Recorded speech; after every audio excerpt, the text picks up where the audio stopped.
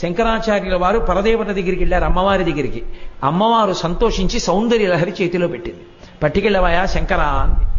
అది 100 శ్లోకములు తాళపత్ర గ్రంథాన్ని పట్టుకుని శంకరాచార్యుల వారు కైలాసం నుంచి భూమండలానికి వస్తున్నారు. నందీశ్వరుడు చూశాడు. ఇన్నాళ్లు సౌందర్య లహరి ఒక్క కైలాసంలోనే ఉండేది. ఇప్పుడు భూమి మీదకి వెళ్ళిపోతే కైలాసం గౌరవం తగ్గుతుంది, భూమి మీద కూడా సౌందర్య లహరి ఉందని. కాబట్టి ఇది దక్కడానికి వీల్లేదని 2 కొమ్ములతో పరిగెత్తుకొచ్చి శంకరాచార్యుల వారి చేతిలో ఉన్న పుస్తకంలోని తాళపత్ర గ్రంథాల్లో కొన్ని తాళపత్రాలు లాగేశాడు.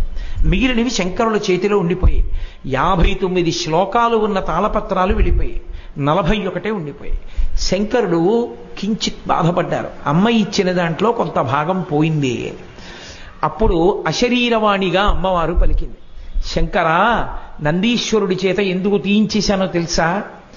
నువ్వు అపరశంకరుడివి, నువ్వు ఈ సౌందర్యలహరి శ్లోకాలు పూర్తి చెయ్యండి. వెంటనే శంకరాచార్యుల వారు ఆ నందీశ్వరుడు తీసేసుకున్న 59 శ్లోకాలు తాను పూరించేశాడు. పూరించి మొత్తం 100 శ్లోకాల్ని తీసుకుని భూమండలానికి తీసుకొచ్చారు. ఆ సౌందర్య లహరి అంత గొప్పది. ఇప్పటికీ పెద్దలు ఒక మాట అంటారు, ఈ ప్రపంచం మొత్తం మీద వాంగ్మయంలో సౌందర్యము అన్నవి కనపడితే 2 చోట్లే కనపడతాయంటారు.